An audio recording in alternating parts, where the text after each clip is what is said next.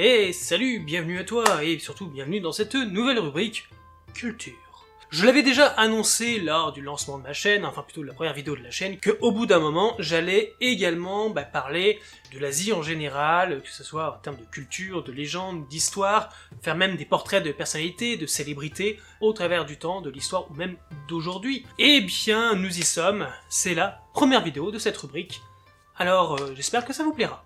Pour cette première vidéo, on va s'intéresser au Japon et à son système d'ère, de calendrier, dont il est l'unique détenteur aujourd'hui.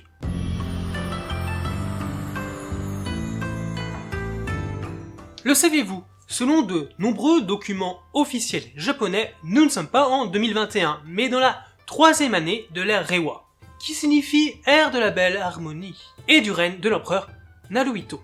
Elle a succédé à l'ère Heisei de la période Gendai, période qui, elle, est toujours en cours. Historiquement parlant, les ères du Japon, Nengo ou Gengo, littéralement nom de l'année, sont un calendrier couramment utilisé pour compter le nombre des années.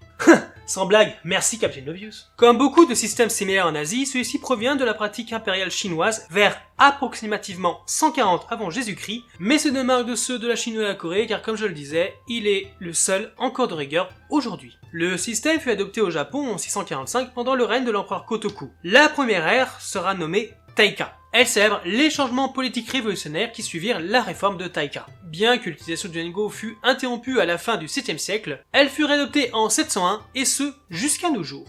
En tout et pour tout, c'est près de 250 ères qui se sont succédées, soit beaucoup plus que le nombre d'empereurs, car il était coutume de changer de nom pour marquer un nouveau départ après des désastres naturels ou autres événements majeurs. Une ère pouvait alors partiellement chevaucher deux règnes, comme ce fut le cas lors de l'ère Keijo, qui a commencé en 1865 sous le règne de l'empereur Komei et qui s'est achevé en 1868 sous le règne de l'empereur Meiji. C'est d'ailleurs sous le règne de celui-ci, de 1867 à 1912, que le gouvernement a instauré la règle « un règne, un nom d'ère ». Ainsi, l'adoption d'un nouveau nom ne se fera que quand et seulement quand un nouvel empereur montera sur le trône. Un système une nouvelle fois emprunté à sa voisine, la Chine, car déjà de rigueur sous la dynastie Qing. Après la restauration de Meiji en 1868, le shogunat fut aboli et le pouvoir impérial rétabli. Le nom d'ère devint alors Meiji. Et le gouvernement entreprit de moderniser le pays, ce que le peuple prendra pour une sorte d'occidentalisation, sachant que jusque-là, le Japon avait toujours été fermé au monde extérieur. Donc il n'avait vraiment pas tort. D'ailleurs, cette modernisation impliquait aussi l'adoption de diverses procédures une nouvelle fois empruntées à la Chine des Qin. Mais décidément, ils sont pas très originaux. Faisant partie des dispositions de la loi de la maison impériale adoptée en 1889, en même temps que la constitution de l'Empire du Japon ou constitution de Meiji, le système sera modifié en 1909 au titre des réglementations présidant à l'accession au trône, stipulant alors que le nom d'ère devait immédiatement changer dès l'accession au trône d'un nouvel empereur, que le choix du nom d'ère relevait de la décision de l'empereur, et enfin que le nom d'ère devait être annoncé par voie d'écrit impérial. Suite à la fin de la Seconde Guerre mondiale, la loi de la maison impériale sera abrogée et une nouvelle version sera adoptée en 1947 dans le cadre de la constitution d'après-guerre. Mais celle-ci connaîtra alors de nombreux rebondissements avant d'être complètement adoptée en octobre 1979. Il deviendra alors le plus court texte de loi japonais, se résumant à 2 points. Premier point, le nom d'ère sera déterminé par une ordonnance émise par le cabinet impérial.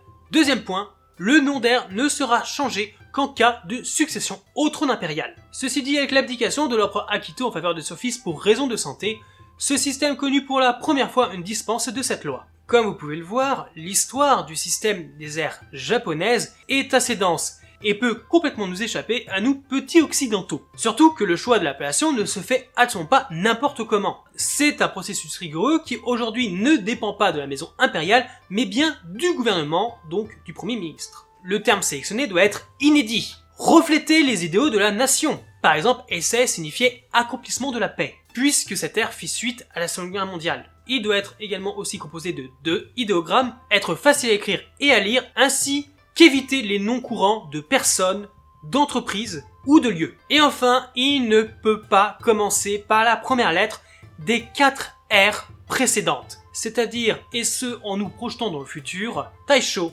Showa, Heisei et Reiwa. Donc tu vois, ce n'est absolument pas facile. Le Japon évolue donc à son rythme et ne fait vraiment pas les choses comme tous les autres pays. Et pourtant, il n'est qu'un exemple parmi tant d'autres, puisque nombre de pays, de systèmes, de gouvernements sont complètement différents de ceux que l'on peut connaître, nous, par exemple, en Europe. Voilà, j'espère que cette vidéo un peu historique t'aura plu. N'hésite pas à me dire ce que tu as pensé en commentaire, pour qu'on en discute, ou simplement pour m'encourager. Et bien sûr, je t'invite toujours à lâcher un petit like, à t'abonner ou à activer la cloche. Et je te dis donc à bientôt pour une nouvelle vidéo. Bye!